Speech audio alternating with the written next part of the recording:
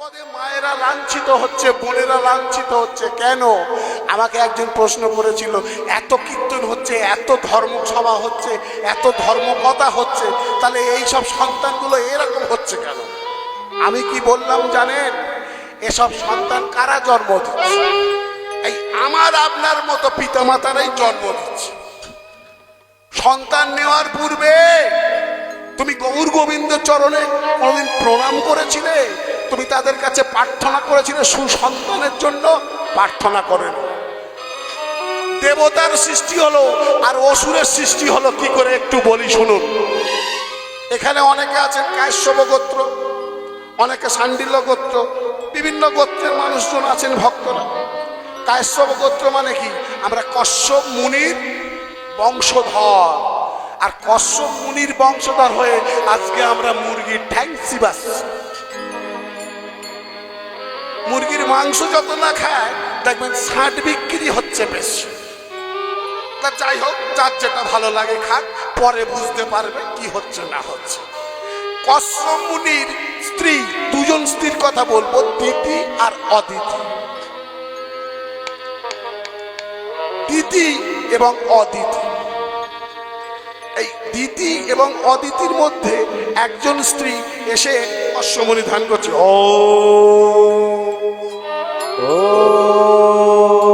কশ্যপ মুনি সন্ধ্যাকালে ধ্যান করে মগ্ন, ধ্যানে বসেছে ভগবানের। হে নারায়ণ, হে নারায়ণ, হে নারায়ণ, হে নারায়ণ, রাধিকা রমণ মদন মোহন সেন, দেহ মন প্রাণ তোমাতে দিলাম, যাই তব গান। হে নারায়ণ, রাধিকা রমণ মদন মোহন সেন, দেহ প্রাণ মন তোমাতে দিলাম, যাই তব গান। হে নারায়ণ, রাধিকা রমণ মদন মোহন সেন, দেহ মন প্রাণ তোমাতে দিলাম, যাই তব গান।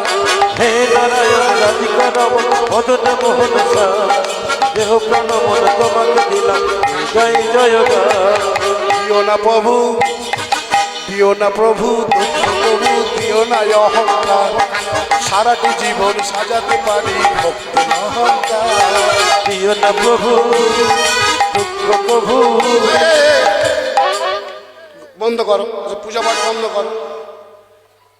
তুমি যদি দিনরাত ভগবান নারায়ণের পূজা করবে, ধ্যান করবে, তা আমাকে কেন বিয়ে করেছে? আমি তো তোমার স্ত্রী, আমারও তো ইচ্ছা হয়, আমারও তো কিছু একটা চাহিদা আছে। তুমি যদি দিনরাত খালি ভগবানের পূজা করো, সন্ধ্যাকালে সকালবেলা 24 ঘন্টা যদি পূজায় ব্যস্ত থাকো, ভগবানের ধ্যান করতে ব্যস্ত থাকো, তাহলে আমাকে বাপের বাড়ি দিয়ে এসো। চক্ষু খুলে কশ্যপ মুনি বললেন, হে দিদি, বলো তোমার কি চাহিদা? না, আমার একটা পুত্র সন্তানের প্রয়োজন। বেশ, এখন সন্ধ্যাকাল। ও মায়েরা, কাল কটা? কাল কি শুধু সন্ধ্যাকাল? না, কাল 3টে। সূর্যোদয়ের 1 ঘন্টা 36 মিনিট পূর্বে একটা কাল, যাকে বলা হয় ব্রহ্ম মুহূর্ত।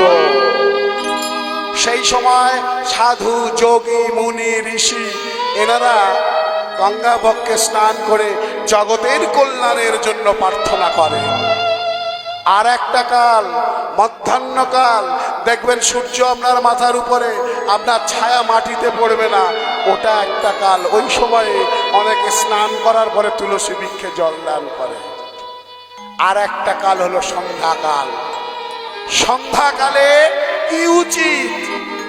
বিশেষ করে মায়েদের কথা বলি, তুলসী তলাতে গিয়ে প্রদীপ প্রজ্বলন করতে হয়। বাবারা কি করবে? তুলসী তলাতে মায়েরা যখন প্রদীপ দেবে, প্রদীপ দান করেন, তখন অন্তত ভগবানের নাম গান করতে হয়। মা ঘর থেকে বলে দিল, পুটি সন্ধ্যেটা দিয়া,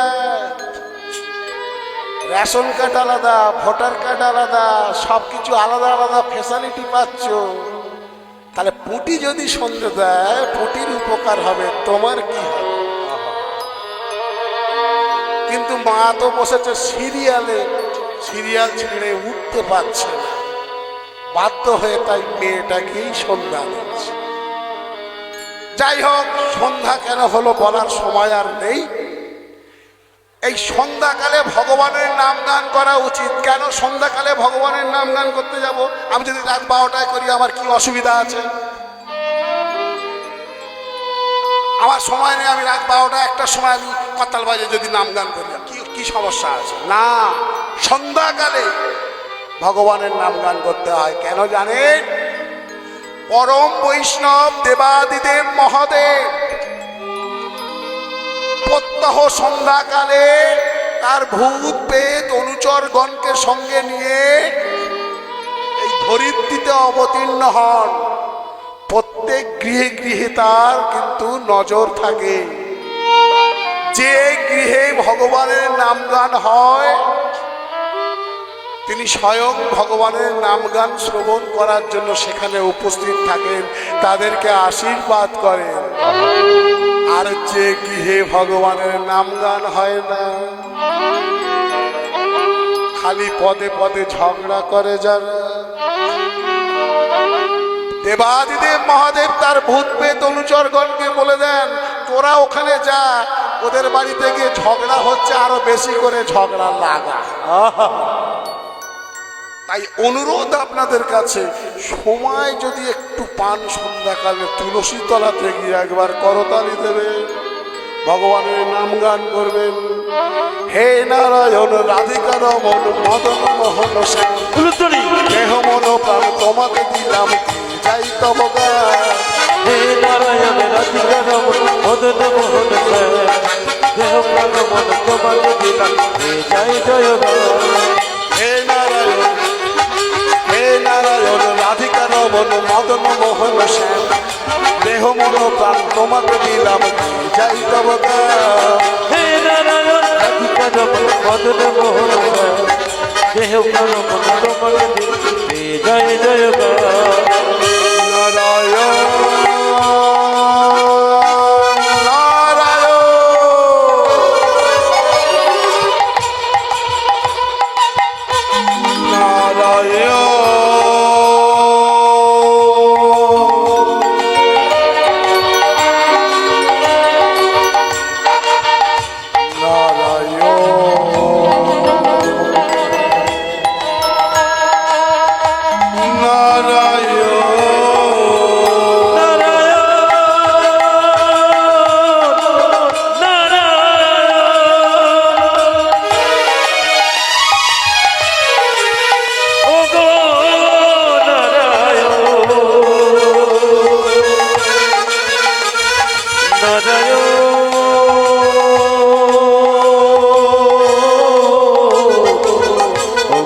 নারায়ণ সবাই মিলে একবার বলবো আমরা, ঘুমটা অন্তত ভেঙে যাবে। সবাই মিলে করতালি দিই। হে নারায়ণ রাধিকা রমন মদন মোহন শ্যাম, দেহ মন প্রাণ তোমাকে দিলাম, যাই তব গান। হে নারায়ণ রাধিকা রমন মদন মোহন শ্যাম, দেহ প্রাণ মন তোমাকে দিলাম, জয় জয় গান। হে নারায়ণ, হে নারায়ণ, হে নারায়ণ রাধিকা রমন মদন মোহন শ্যাম, দেহ মন প্রাণ। বাবা বাবা, একটু মুখে আওয়াজ করা যাবে? হে নারায়ণ রাধিকা রমন মদন মোহন শ্যাম, দেহ মন প্রাণ তোমাতে দিলাম।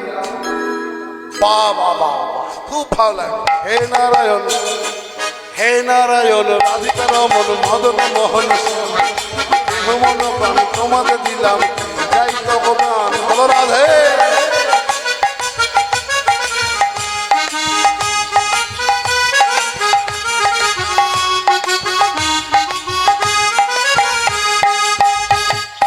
সন্ধ্যাকাল, সন্ধ্যাকালে ভগবানের নাম গান করতে হয়। সন্ধ্যাকালে তুমি যদি তপস্যা যদি না করো, ভগবানের যদি নাম গান না করো, ওই ভূত প্রেতগণ এসে বসে থাকে। তাই কশ্যপ মুনি কি বলছে? কশ্যপ মুনি বলছে, শোনো, আমি এই সন্ধ্যাকালে ভগবানের পূজাটা করে নি, আমি তারপরে যাব শয়ন কক্ষে। ভোজনের সময় ভোজন, ভজনের সময় ভজন। আর ভজন করার সময় যদি কেউ খাওয়াতে ব্যস্ত হয়ে যায়, তাহলে কি হবে? সব ব্যাপারটা গোলমাল হয়ে যায়। কিন্তু কথা শুনলো না দিদি, বললো এখনই যেতে হবে তোমাকে শয়ন কক্ষে, আমার সন্তান চাই। দেখুন কীর্তন শ্রবণ করছেন আপনারা, কিছু একটু সঙ্গে নিয়ে যেতে হবে। কেন এই কাপড় টানা ছেলেগুলোর জন্ম হচ্ছে দেখুন। সন্ধ্যাকালে টানা হেজড়া করতে লাগলো কশ্যপ মুনিকে। কশ্যপ মুনি আর পেরে উঠল না, সঙ্গে সঙ্গে প্রণাম জানালো ভগবানকে। হে ভগবান, এই যে কীর্তন হচ্ছে, তুলসী বৃক্ষ রয়েছে, দেখুন ওখানে প্রদীপ জ্বলছে, কেন? আমি যে কথাগুলো বলছি কেউ শুনলো কি না শুনলো, কেউ বুঝলো কি না বুঝলো, কেউ ভুল বুঝলো, সেটা তার ব্যক্তিগত ব্যাপার, কিন্তু আমি যে বলছি সেটা ঠিক কি বেঠিক এর সাক্ষী দেবে আমার অবর্তমানে ওই পরলোকে এই তুলসী বৃক্ষ আর এই প্রদীপ। প্রদীপকে প্রণাম করে জানালো, হে অগ্নিদেব, হে তুলসী মাতা, তোমরা সাক্ষী রইলে।